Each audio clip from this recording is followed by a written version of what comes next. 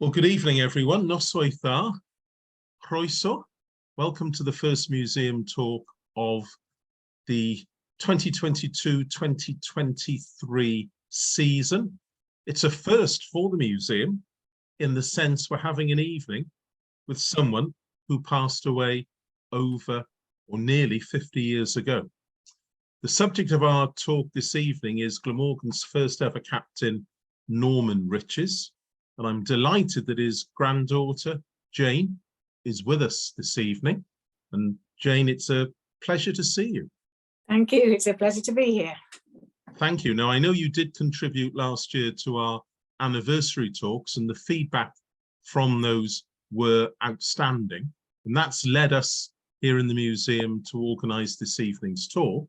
But also, we're very lucky, we're delighted that thanks to Lawrence Hurahan, who's also on the talk, and various other museum volunteers, we have recently acquired a videotape that was made by the BBC in 1967, involving John Arlott, the doyen of cricket commentators, interviewing Norman Riches just before Glamorgan's move from the Arms Park to Sophia Gardens.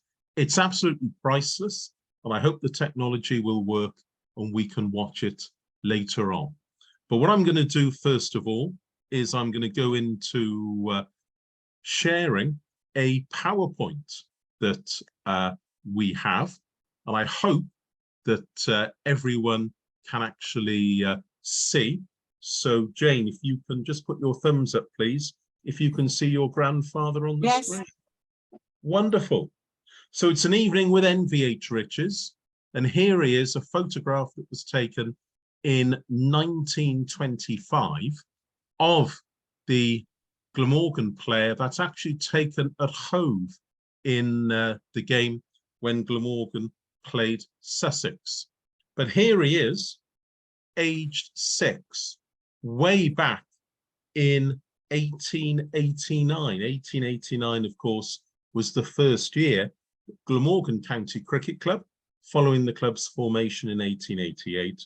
But 1889 was the year when Glamorgan played their inaugural game against Warwickshire at Cardiff Arms Park.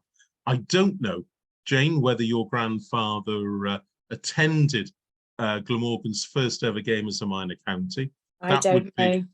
No, but that would be absolutely superb. So Norman Riches was born in Tredegarville, the area just to the east of Cardiff, just off Newport Road, just before the infirmary.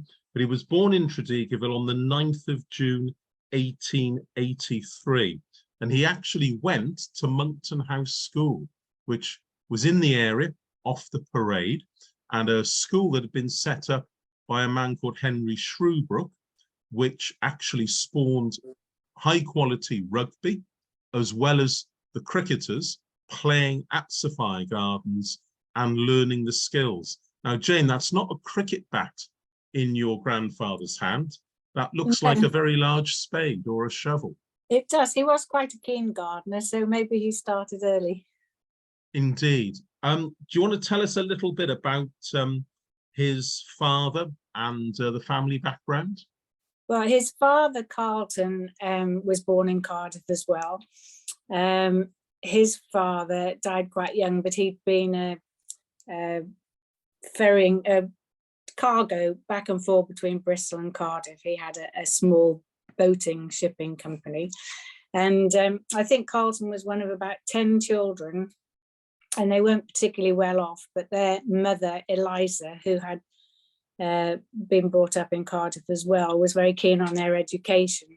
And as a result, her children did quite well. And Carlton, my grandfather's father, evidently went either to Canada or the border, North America, to study dentistry. So he had some degree of formal training over there, which must have been pretty unusual at the time. And I know that Carlton, as well as being a very prominent dentist in Cardiff, he was also a playing member of a team called the South Wales Cricket Club.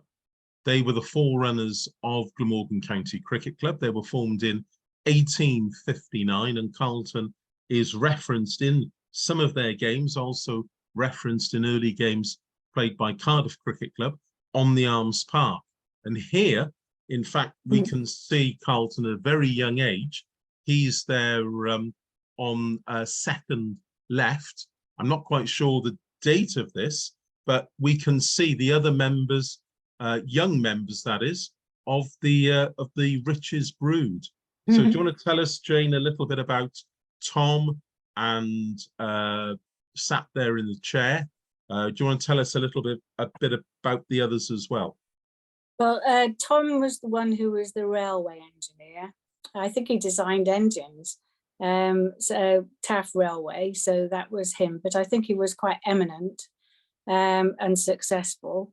Charlie, I think, became a dentist as well, and maybe was apprenticed to Carlton. Maybe Carlton did the journey to Canada.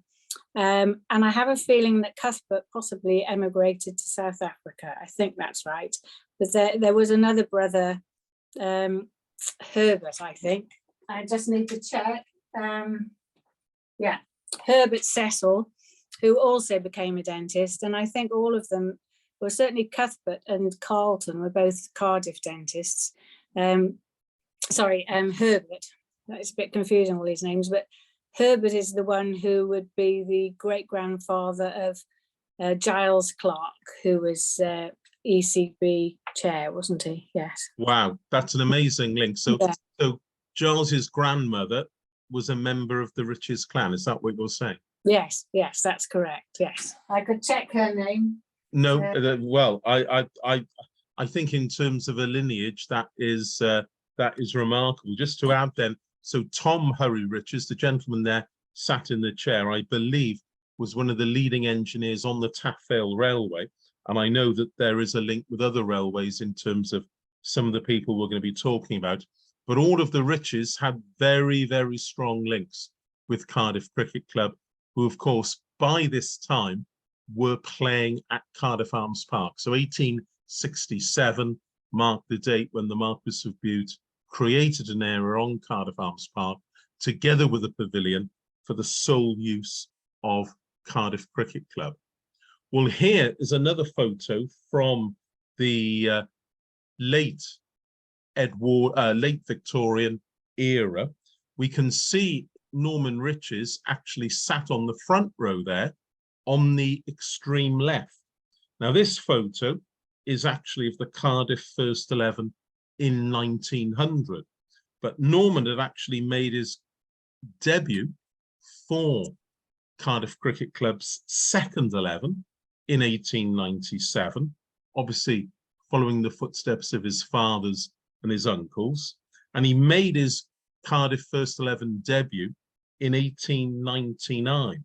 But the gentleman I really want to focus on is the gentleman sat in the centre there, wearing the blazer, the bearded gentleman wearing the blazer and the cap, because that's a man called John Gowan Clark, who was another cousin of the Riches family. So, Jane, do you want to tell us about Uncle John? He was, I'm sure they called him Uncle Gowan. Okay. I don't remember what his occupation was. You probably know that. But I think he was very involved with the family because he didn't marry. And he was, Carlton Riches was married to Alice Clark, and John Gowan Clark was her brother. So it was my grandfather's uncle. And obviously he was an influence in encouraging him to play cricket as well. So it was on both sides of his family that there was a lot of cricket going on. Yeah, well, Uncle Gowan was actually the secretary and senior accountant for the Rumney Railway Company. So basically, you had in your family links with the Taffrail as well as the Rumney Railway. The only one missing was the Cardiff Railway Company, of course, who ran trains up to Birchgrove, Heathholt, and all stations to Corriton. But in terms of then overseeing the exportation of coal and iron ore down to Cardiff Docks and Barry, and other places. The Rumney Railway, the Taff Vale were the two leading lines. So basically, not only well linked in terms of the cricketing community in Cardiff, but in terms of the business community, I couldn't think of any finer links, because in these days, everything relied on the steam trains and coal. Well, as I said, this photo was taken in 1900, and by that time, Norman there was 17. So Jane, can you just tell us a little bit about Norman's schooling? How did he get then to where he was then? Which schools did he go to? Well, as you mentioned earlier, he did attend Monkton House, and he remained involved with that school for many years. I think he was a governor there, possibly the chairman of the governors before it was, you know, in the olden days before it amalgamated. He then went, and I don't know why this particular school, but he went to a school in Chard near Axminster, which was a prep school. And I think he probably must have played some cricket there. And then subsequently, I'm not sure at what age, he went to Abingdon school near Oxford. So that was that. And then after school, he returned to Cardiff to start studying to do, well, medicine and or dentistry, I think. So he did the preclinical bit in Cardiff anyway, I'm sure of that. Yeah, and at the same time, he was still now playing cricket, not only successfully for Cardiff Cricket Club, but he also made his debut for Glamorgan. As the caption at the bottom here says, this is the 1901 team that played against Devon, the photo taken at Exeter. But actually, it was the year before. It was the year 1900 when NVH Richards made his debut for Glamorgan. And just like Alan Jones and David Lloyd, the current Glamorgan captain, he began his Glamorgan career with a duck. And the Glamorgan selectors, though, had seen enough in club cricket to know that this young man, had a future in the game. I just want to look, though, at some of the other glittering names who were playing as Norman's contemporaries. If we look, as I said, NVH there sat on the front row, extreme left. Of course, the tradition then was that the amateurs sat down and the professionals were standing up behind. So Norman, as the young amateur, sat alongside another mustachioed player, that's Herbie Morgan, the man who was the first centurion for Glamorgan in 1890, and then in 1901 also became Glamorgan's first ever double centurion. He was a farmer from Penarth, also played rugby to a high level for the Seasiders. The gentleman in the cap, third from the left on the front row, was Jack Brain, the man basically who helped to transform Glamorgan from being a third-class county on their formation in 1889. And in the year 1897, Glamorgan, on the backing of Jack Brain, became a fully fledged minor county. His brother, alongside, wearing the pads and the wicket-keeping gauntlets, that was Sam Brain, the brother, obviously, of Jack Brain. And Sam holds a unique record in the sense he's the only wicket-keeper in cricket history to take a hat-trick of stumpings. Like his brother, that feat occurred whilst playing county cricket for Gloucestershire, but both of the Brains had been sent across by their father to work in the brewing trade in Cardiff. And of course, we all in Glamorgan cricket were very thankful for that. I just also want to mention someone on the back row, because in the interview later on, you'll hear Norman talk about him. The gentleman on the extreme right of the back row, another mustachioed gentleman, that's Billy Bancroft, the Welsh rugby international, who in 1895 had become Glamorgan's first ever full-time professional. So Norman Riches there in 1901 at the age then of only 18, rubbing shoulders with some of the great names, not only of Welsh cricket, but in the case of Billy Bancroft, Welsh sport. Well, maybe he realized that to be successful in sport, you needed to grow a nice moustache. So have a look at Billy Bancroft's moustache and compare it with this one. There's a certain similarity, isn't there? And certainly, Norman tasted success. This is a photo taken of him when, as Jane said, he was a young undergraduate studying medicine and dentistry at Cardiff University. He subsequently went to Guy's Hospital in London, and certainly despite the fact that he was studying full-time, it didn't do his cricket any harm. In 1904, he scored 183 for Glamorgan against Monmouthshire at Swansea. In 1905, he hit 109 against Northumberland, again at Swansea. In 1906, 178 not out against Northumberland, this time at Cardiff Arms Park. And then in 1907, in successive games, when Glamorgan went on their West Country tour against Devon at Exeter, 171, and then a career best 217 not out against Dorset at Blandford Forum. As I say, he had established himself by then, despite having a duck in his first appearance for Glamorgan. He had established himself as Glamorgan's finest batter. We mustn't forget as well that he was also a wicketkeeper.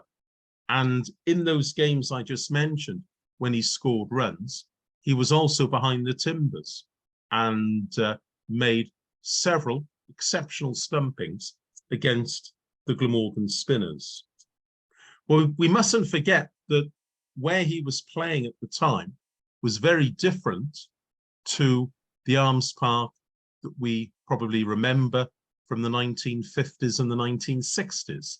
This is a postcard of Cardiff Arms Park taken, or made, I should say, in round about 1907 or 1908.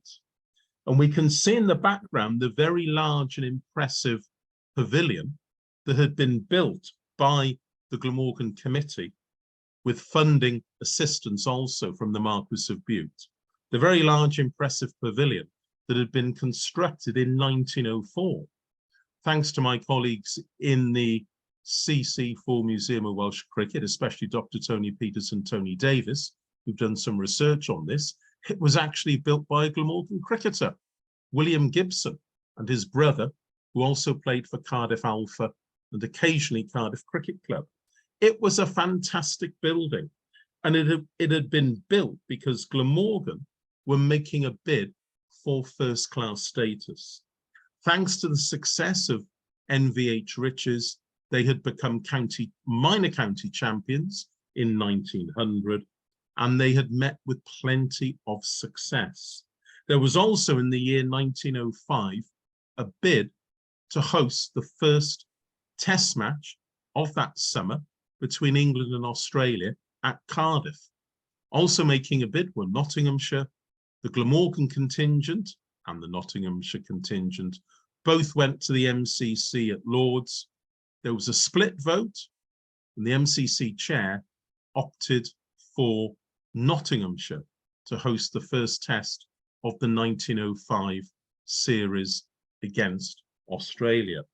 But Glamorgan had impressed the MCC, and with facilities like that you can see on the image, why not?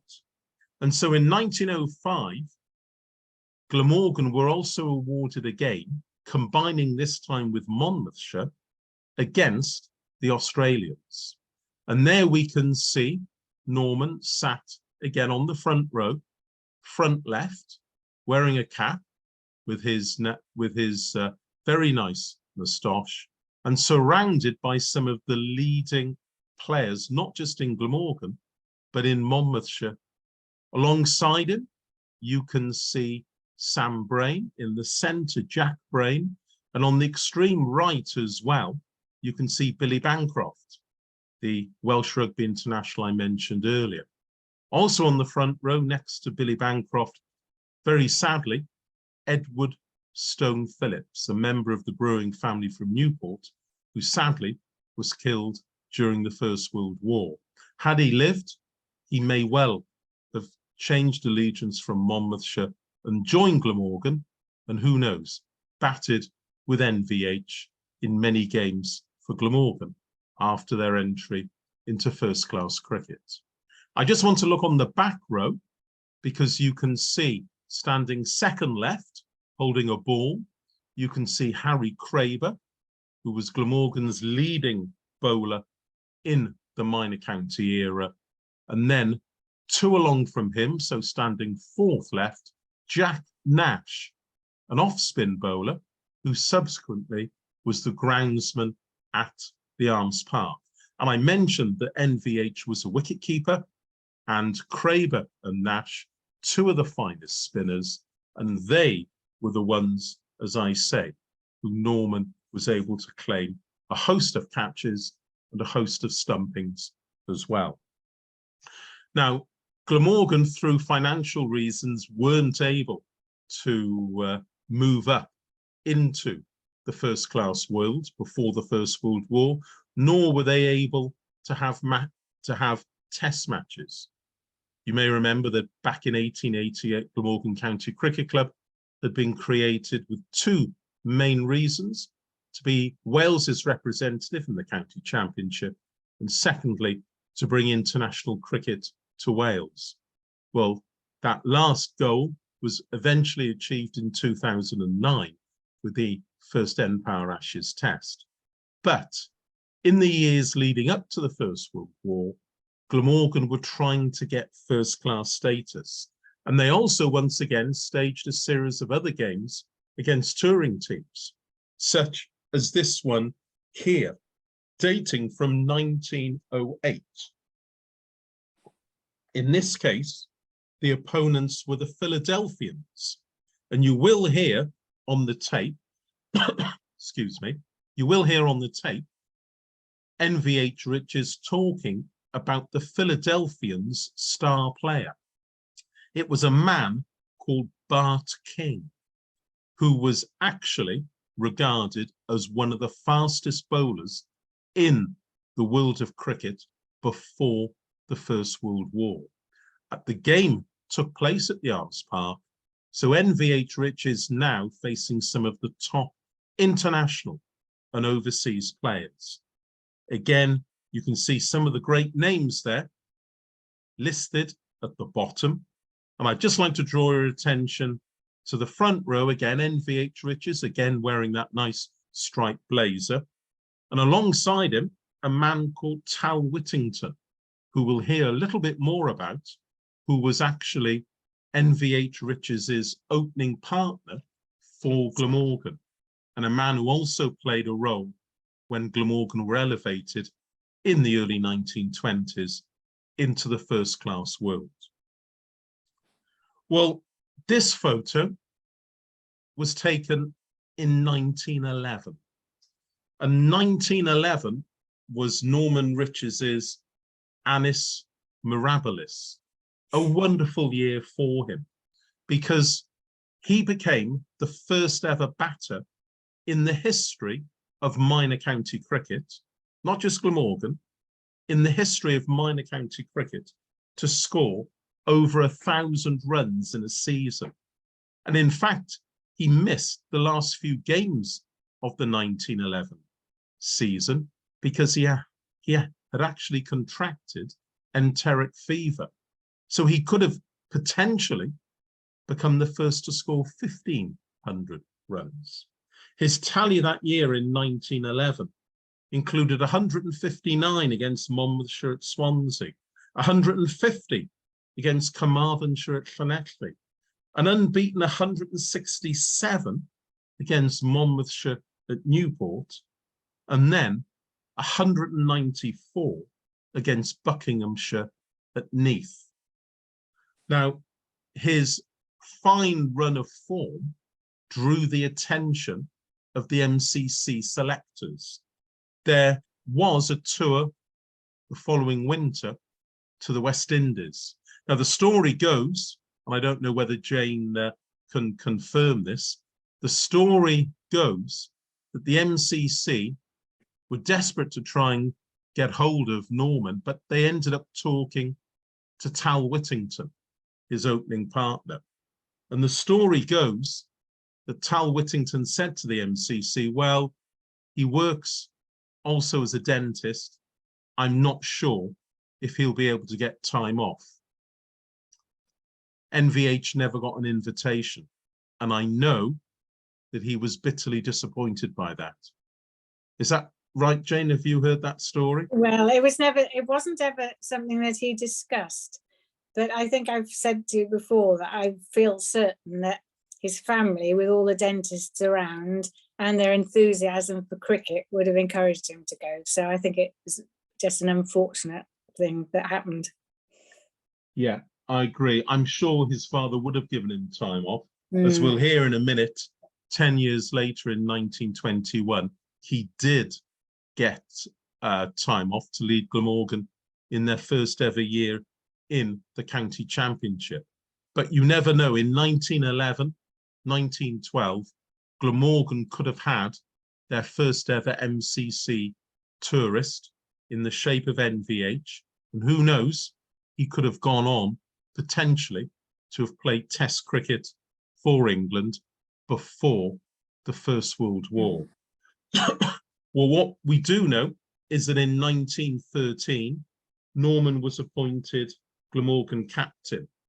But unfortunately, it was a time of huge financial stress, not just for Glamorgan County Cricket Club, but for the world of cricket and, in fact, industry as a whole in South Wales. There was labour unrest, there were strikes, and, of course, there were events taking place in Germany as well, which ultimately led to the outbreak of the First World War. The murder of Franz Ferdinand, the Austrian Arch-Chancellor, actually bizarrely took place the day before the death of Jack Brain, the man who actually had transformed Glamorgan from a ramshackle organisation into a leading minor county. If ever any of you go to the newspaper libraries to dig out newspapers relating to August 1914, on the front page you'll see war is declared with Germany. On the back page, an obituary for Jack Brain. Well, as far as Norman was concerned, he joined up with the Army Medical Corps. And here we can see him standing there in his military uniform, looking exceptionally smart. Do you know, Jane, where did he serve on foreign fields, or was he based in the UK? As far the only place that I ever remember him saying he'd visited during the First World War, I'm sure he was stationed in Aberdeen for a while, and was in digs with two ladies who kept in touch, two single ladies who used to send Christmas cards. So he definitely spent a bit of time in Aberdeen. He used to refer to it, making it sound as though it was ages, but actually I don't think it was very long. But I don't know where he spent the rest of the time. Maybe he was allowed to work here. I don't know. Well, what I do know is that as Glamorgan captain, he was actually asked by the committee to look after all of the paperwork and to oversee the finances. And they were in the safe trust of the Midland Bank, based down in Cardiff Bay. And what I do know as well is that he did, in the very early years of the war, also organised various cricket matches for some of the amateurs just to keep their spirits up. But obviously, as the situation deteriorated in 1915 and again into 1916, there was less cricket for Norman to play, and clearly there were more important military matters. Well, whilst he was serving in Aberdeen and also serving with the Army Medical Corps, I'm sure he must have been thinking of this. This, of course, is Cardiff Arms Park, a slightly different view to the one I showed you earlier on, because we've got the rugby ground in the foreground, but we can see the impressive pavilion, but also we can see on this photo, which I must say is also part of the Cardiff Rugby Museum collection. So I'm very grateful for Dr. Dave Allen for allowing us to use this. But we can also see at the rear of the pavilion a very impressive gymnasium. Now, I would have thought the Burley rugby players would have used that rather than the gentlemen cricketers. But what we do know, and this might answer your question, Jay, is that in the early years of the war, the pavilion at the Arms Park was actually used to house German nationals, or aliens, as they were known, before they went back by ship and train to their homeland. But also, as the war unfolded, it was used as a treatment station for the soldiers and airmen who were being ferried back by train to have treatment in the UK. So he may well have been working there at the same time. Well, thankfully, of course, hostilities ceased in 1918, and by the summer of 1919, Glamorgan's committee, including Norman Riches, were able to think about the future. Of course, all of them were adamant that they wanted life to return to normal as quickly as possible. And Norman in particular was keen that the baton for first-class status was picked up and efforts were made to secure what was needed for Glamorgan to be first class. Now, at the time, you needed 8 home and 8 away matches with existing first-class counties. The Glamorgan committee tasked Tal Whittington, who by then was also the secretary of Glamorgan County Cricket Club. And through his efforts, Glamorgan secured 9 home and away fixtures. And to boost Glamorgan's hopes for their first summer of first-class cricket in 1921, Norman secured a sabbatical from his father's dentist practice, which I think, Jane, was in Dumfries Place, wasn't it? Yes, it was, yes. Roughly where in Dumfries Place? It was number 24, so it was the far end away from Queen Street. Right. Near the drill hall. Right, and that's roughly where there's a large solicitors building, I think. Where I think it was sort of the far end of the car park, really. Yeah. Okay. Well, there. I'm being polite. There is a solicitors building adjoining the car park. There is. But I remember their garden there was backing onto the railway line. So it wasn't too far then for him to hurry across to the Arms Park to take part in practices and things like that. Yeah. Very convenient. May the 18th, 1921 is a red letter day in the history not only of Glamorgan County Cricket Club, but also Welsh sport. Because on that morning, Norman Riches, you can see here on the right, and I love the gloves he's wearing. You can see cross palm gloves, and probably wearing a shirt that he might have used in the dental practice. No helmet. I can't see a thigh pad there, but of course, these were very different times. The opponents were Sussex, and it was Glamorgan's inaugural county championship, and very much a Celtic celebration, because officers of the Welsh Regiment were based in and around the rugby field at the Arms Park. And as Norman and Tal Whittington walked out to open the batting, they gave a rendition of the Men of Harlech. And I'm sure the hairs were sticking up on the back of the gentleman's neck. Well, I've looked at this photo several times, which purports to be of that game in 1921 at Cardiff. But I actually think that comes from Glamorgan's first ever game at Swansea. And the fact that there's a military gentleman there, perhaps they had a band at Swansea when Glamorgan played their first ever match. So actually, I would rather look at this photo. There we are on the far right. Norman Riches leading the team out. We can actually see the wicketkeeper there, third from the right, a Cardiff schoolmaster called George Cording, who had played for many years alongside NVH. On this occasion, he didn't take up the gauntlets. I'd also like you just to see second from the left, a Scottish gentleman walking out called Jock Tate. He was an insurance agent who'd moved to South Wales a few years before the outbreak of the First World War. And Jock Tate very, very nearly wrote himself into Glamorgan's history, because on the second day against Sussex, he ended up 96 not out. He walked off that evening 4 short of scoring Glamorgan's first ever 100. The following morning, though, the dream turned into a nightmare. Sussex had their own Tate, Morris Tate, the great England seaman swing bowler. And as Jock Tate said, after walking back to the pavilion, after being dismissed in the first over for 96, Jock Tate said, "Last night, I could see the ball as if it was a football. This morning, it looked like a pea, and I couldn't see it." So that could have been a moment of history for Jock Tate.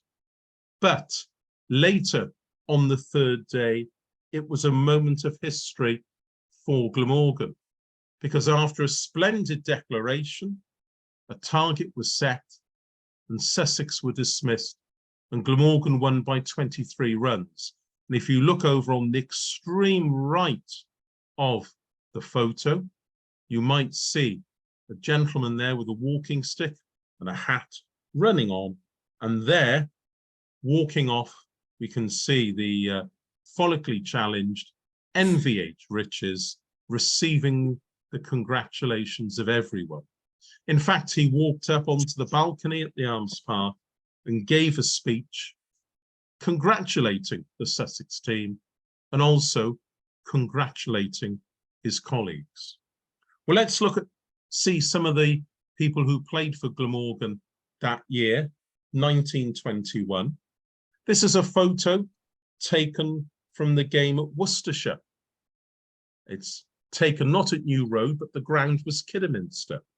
And there we can see, sitting nice and relaxed in his Cardiff Cricket Club blazer, or is it actually a Guy's Hospital blazer? I think it says GHCC, not GCC.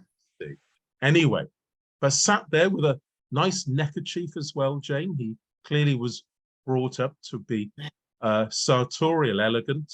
But there's Norman Riches, and to the sat alongside him wearing the brown trilby for which he was famous, Tal Whittington. Tal Whittington, of course, the man who had gone out to get the signatures for Glamorgan to be a first-class county. If we look in the back row, though, standing third from the left, another great, great name in Glamorgan history, it's Johnny Clay, J.C. Clay, who then was a tearaway fast bowler. He played for Winchester, he played for Monmouthshire, and he was then a fast bowler. He converted a few years later to off spin, and wow, with such great success, ultimately playing for England in 1935. And the stories, of course, we heard last year in the anniversary talks of him getting Don Bradman and other players stumped. Alongside Johnny Clay, so standing fifth from the left or third from the right, if you prefer, that's Eddie Bates, the former Yorkshire professional, who was one of the first in a stream of quite successful imports by Glamorgan. Eddie, a decent bowler and a solid batter, and he helped to shore up the top of the order. Obviously, Riches and Whittington opening, and Bates coming in, and you will hear on the film Norman paying tribute to him. Now, alongside, though, wearing again another blazer and a white hat, so second from the right on the back row, is Billy Spiller, a policeman in Cardiff, a man brought up in St Fagans, who actually not only had played cricket for St Fagans and Cardiff and Barry, but had also played rugby for Wales as well as for Cardiff.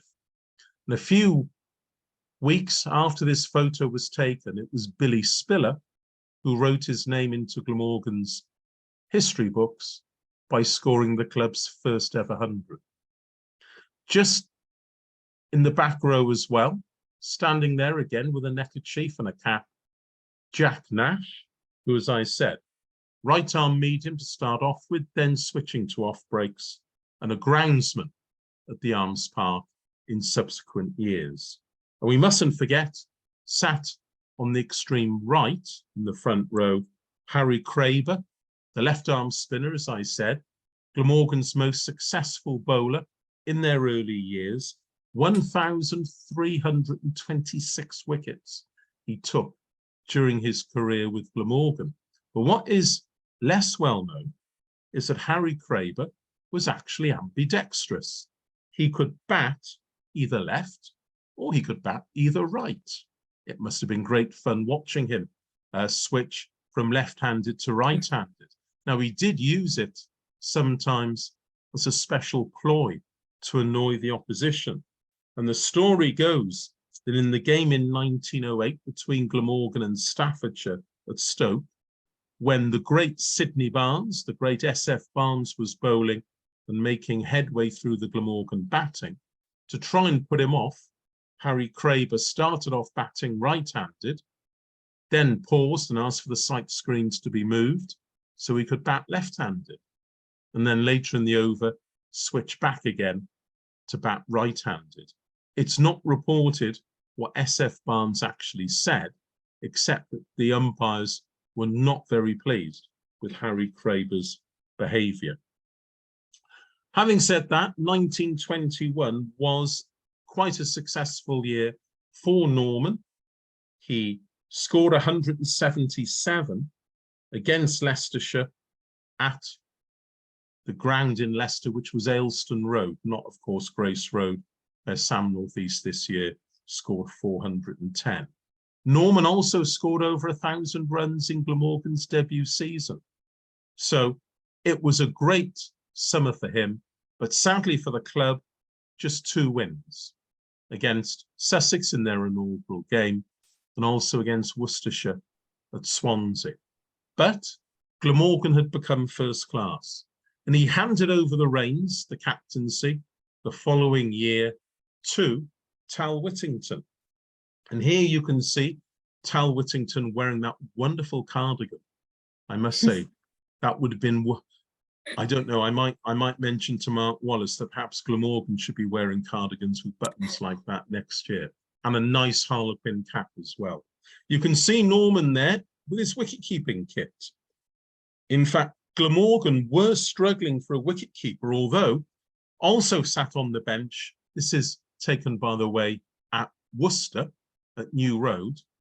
Also sat on the bench there is Jimmy Stone, the former Hampshire batter, who actually also kept wicket on several occasions. But on this particular occasion, it was Norman who was behind the timbers. Interestingly, some other great names in Glamorgan history sat here in 1923 at New Road, sat on the ground on the front right, wearing a cap, again, another nice hooped cap, Trevor Arnott, the Glamorgan cricketer who became the first in 1926 to take a hat-trick. If you look standing second right, also wearing a cap, Di Davis, again, a man who made a name for himself as a top-order batter in the 1920s into the 1930s, and subsequently a first-class and test umpire of some repute. If you go fourth right, standing with his arms folded and also wearing a cap and looking slightly off-centre, the irascible, the one and only Frank Ryan. Now, I could do a talk, in fact, I could go on for the rest of the evening with all the stories of Frank Ryan and some of the escapades he allegedly got involved with. Frank, some of you may know, had previously played for Hampshire, had an altercation with Lionel Tennyson, the Hampshire captain, and had left Southampton and had walked his way through rain to Bristol, where he saw an old friend who gave him some money, sent him across to Cardiff, and actually saw Jack Nash. Jack Nash didn't recognize him. He thought he was a down and out, but then realized it was Frank Ryan, the great left-arm spinner, a man who'd been raised in the United States. Had been born in India, his family, a military family, raised in New York, and are fond of stories. Perhaps I'll have to do an evening with Frank Ryan in the future. But someone who was one of Glamorgan's finest ever left-arm spinners. In the middle of the back row, Jack Mercer, man who became Glamorgan's first bowler in 1936, and still the only bowler to take all 10 wickets in an innings. And then, standing with his hands in his pockets, and is that a tie holding up his whites? I'm not sure it is. But anyway, standing there with his hands in his pockets, the first Welshman to captain England in Ashes cricket. It's a very young Cyril Walters. Only the year before, he'd been a student at Neath Grammar School. And Cyril made his way in the 1920s for Glamorgan. He subsequently switched to play for Worcestershire, became their secretary. And in 1934, he captained England in the opening test of the Ashes series. So we've got some great names there, as well as in the back row, standing with his hands in his pockets, Freddie Mathias, a man who won the Distinguished Flying Order in the First World War and had been involved in battles with the Red Baron. And if you look on the museum website, there's various talks there with his son, Tim. So what an amazing array of characters, people who were going on to make a great name for themselves. And there sat, as I say, in his wicket-keeping gloves, Norman Riches. Well, during the 1920s, he only made occasional appearances for Glamorgan. He carried on playing cricket to a high level. This is the Cardiff Cricket Club photo for 1923. Norman was captain, and in fact, in his team, sat extreme right on the front row, another man who went on to win Test honours. It was a young man called Austin Matthews, who'd been raised in Penarth, educated at Lampeter, became a first-class rugby player with Northampton, subsequently joined Northamptonshire, before in 1937 returning to South Wales and joining Glamorgan and playing within 3 weeks for England in their series against South Africa. And Austin carried on playing for Glamorgan after the Second World War as well. But switching back there to NVH, he carried on playing for Cardiff on a regular basis. On a Saturday when he wasn't engaged in the family's dental practice, and he had occasional appearances for Glamorgan, including in 1926. And we can see Norman on the right here, and on the left, probably the greatest name in interwar cricket in Glamorgan history, the great Maurice Turnbull, a man, of course, who in 1930 took over as Glamorgan captain and helped the club to rise up in the county championship table. Well, although he was only playing occasionally for Glamorgan, NVH Riches carried on playing for the MCC and was also involved in the first-class games which Wales played during the mid-1920s. The observant ones on this call will notice that's the Great Orme in the background. The flag that's flying says LCC. Yes, this is the Oval Cricket Ground, not in Kennington, but in Llandudno, off Gloddaith Avenue.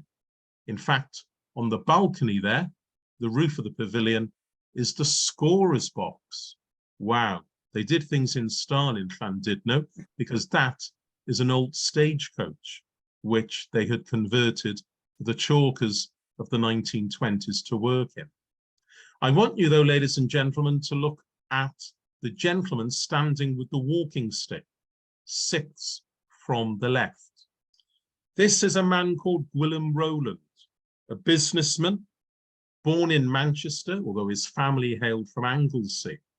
And Gwilym Rowland was living in the Colwyn Bay area. And he had very, very deep pockets. And it was his dream that there would be a Wales team representing the Principality, possibly even playing international cricket. He had the support of Norman, you can see there, standing there in the middle with the pads on and holding a bat. And Gwilym Rowland approached Norman Riches to see if he would also like to captain Wales in their annual matches against the MCC and in their annual matches, their international matches against Scotland and Ireland. And this photo is actually of the game in 1925 at Llandudno against Ireland. Quite a few of the people there on the right-hand side, Glamorgan players. You can see on the extreme right, Jack Mercer, standing with arms akimbo on his hips, Frank Ryan, and standing next to NVH Riches, the great Johnny Clay. So it was an all-amateur batting lineup with a few professionals, such as Ryan and Mercer.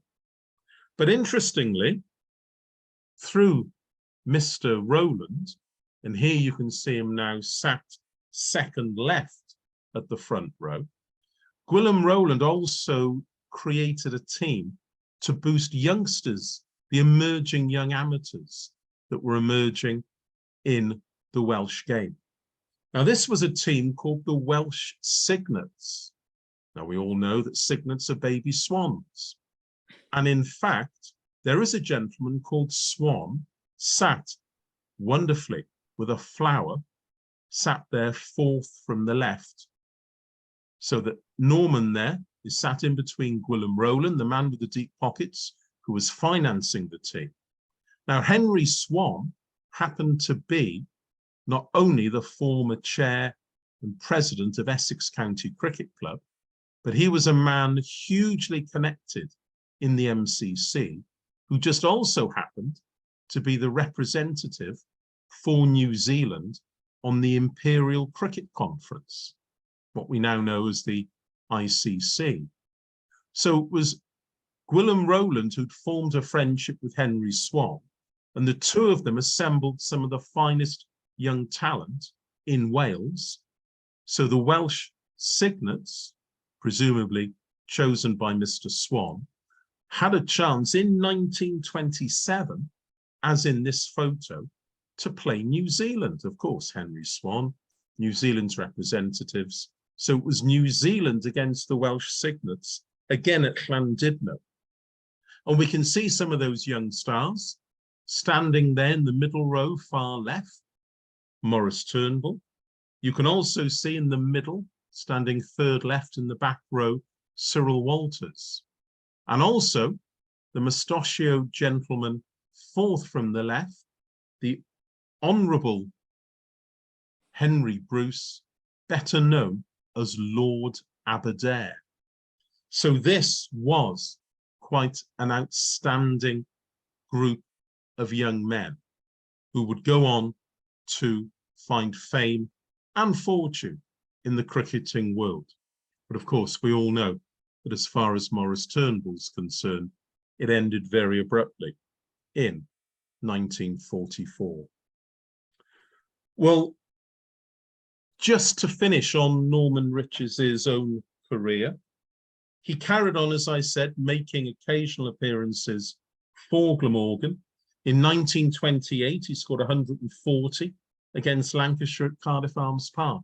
He returned in 1929 to share the captaincy with Johnny Clay. But in 1934, and this is a photo from that game, in 1934, he played his final match for Glamorgan, aged 51. It was against Worcestershire at Cardiff Arms Park, and NVH Riches retired with 4,419 first-class runs at the very healthy average of 33. And in all, we mustn't forget that he'd also scored 7,314 runs in minor county cricket at the healthy average of 42. So by the time he retired, in all games for Glamorgan, he'd amassed over 10,000 runs. Now, Jane, did your grandfather talk to you about these outstanding performances for Glamorgan, or was he very quiet and modest? I think he was probably fairly modest about it all. All I remember being aware of was that he was a batsman and a wicket keeper, and he scored a few runs. There are a couple of cigarette cases with, there's one I'm sure that says, that was presented to him when he scored 170 or 180, 177, I think it says on it actually, in one game. But no, he was quite modest about it all, just enthusiastic, I think. But certainly he had a huge and highly successful story to tell. Let's just look at his domestic life. And here he is, resplendently dressed, I must say, with his wife, Nesta. So tell us a little bit about Nesta, Jane. Well, she was quite quiet, really. And when they lived in Dumfries Place, whilst he was still working, I do remember she used to go along to the Dutch Cafe in Queen Street to meet her friends for coffee. I don't know if it was every morning or several in a week. She probably did watch a certain amount of cricket. They were in fact second cousins. Their mothers were first cousins, so they presumably got to know each other. The family fixed them up, I should think. But she didn't really go out very much after I was around anyway. She used to babysit me whilst he went out to dinners. Yeah, and very resplendently dressed there. I don't know where this photo was taken, but it looks as though they were going to a wedding, doesn't it? It does look like it, yes. Yeah, but I don't know whose wedding it was. But that was, probably after the Second World War. But I don't think it was my parents' wedding. I'd have to check. I could look up the photos. Well, we'll come on to your parents in a minute, but just to add that Nesta, or to give her full name, Nesta Strange South, her father was a man called Clem South, who not only was the scorer for Cardiff Cricket Club, but also the scorer for Glamorgan County Cricket Club. So perhaps that's where they met. Perhaps Nesta came along with her father, sat down and saw NVH score all these runs. That would be a wonderful story. It's a nice idea. I have a feeling they met in London when he was a dental student, or they got together at that time, I think. I'm too much of a romanticist. Okay. Yeah. Well, how many children did they have? Just the one. And of course, we're talking about, John Dancy Hurry Riches, JDH Riches. When was he born, Jane? He was born in December 1920. So he would have been only one when Glamorgan played their first. Well, ever. Less than, just a few months old. Yeah. So 1921 was a wonderful year then for NVH. I believe John went to Repton School in Derbyshire. Yes, he did. And did he join the family's dental practice, or did he? No, he wasn't interested in dentistry. He He became a solicitor. And he married My mother, Pearl. Pearl. Yeah. And is that you? Yeah, that's my christening, which was at St Andrew's Church, well, which is now Dowie Sant in St Andrew's Crescent. Yeah. And what was Pearl's background? Well, she was a physiotherapist. Very useful in the world of cricket. Yes, and she'd been brought up in Herefordshire, and then went to do physiotherapy in London, and in fact met Dad in, I think, 1947. He was working, so I think he was in Diggs, but he was studying for his law finals at the time, I think. And she was working in London at the Westminster, and they met through some mutual friends. Wonderful. And 1947, not only romantically was it a good year for your father, but from a cricketing point of view, it was the year when he made his first class debut for Glamorgan under Wilf Wooler against Yorkshire.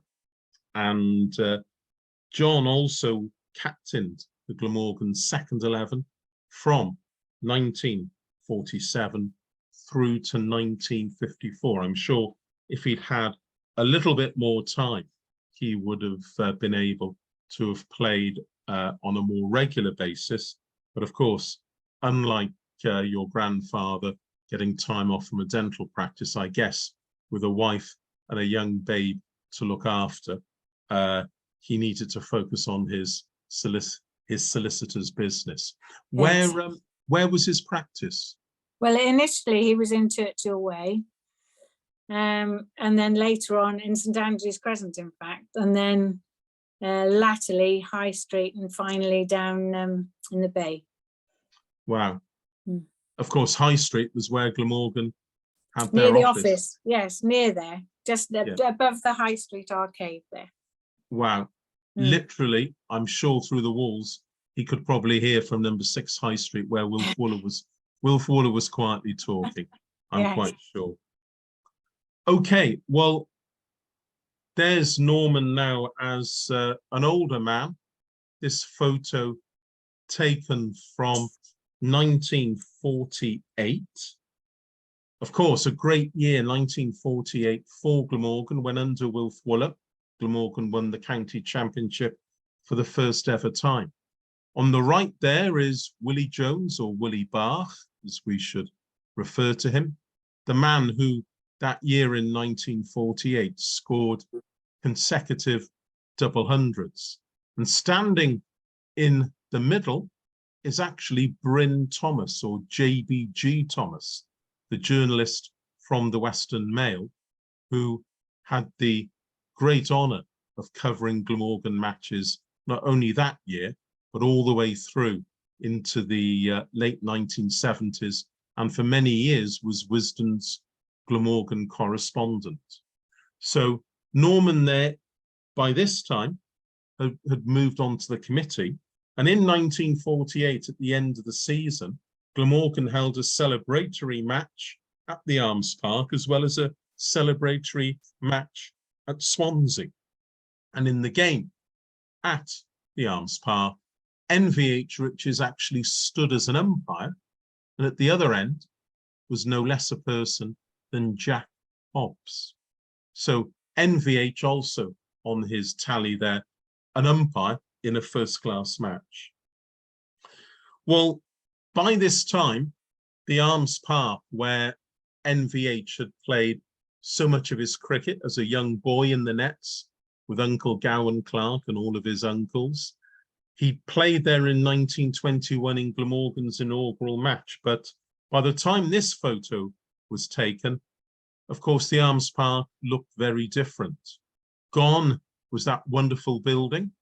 In fact, this photo was taken around about 1937.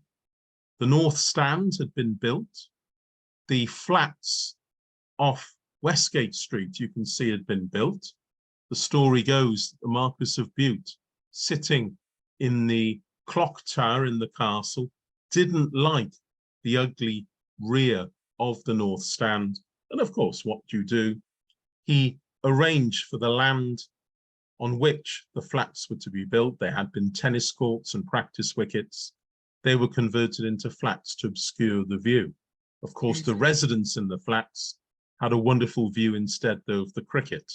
And the ground, though, looking very different. It was a symbol that rugby was now king in South Wales. Of course, in 1958, Cardiff had hosted the Empire Games, or as we know them these days, the Commonwealth Games. The opening ceremony took place there, together with other events. And actually, the actual drainage at the Arms Park took a little bit of a pounding. And in the late 1950s, in the early 1960s, when Wales or Cardiff Rugby were trying to play there, it was just a muddy morass. It was a bit embarrassing for all concerned, especially when the RFU had Twickenham, the SRU, the Scottish Rugby Union, had Murrayfield, and in Ireland, there was Lansdowne Road.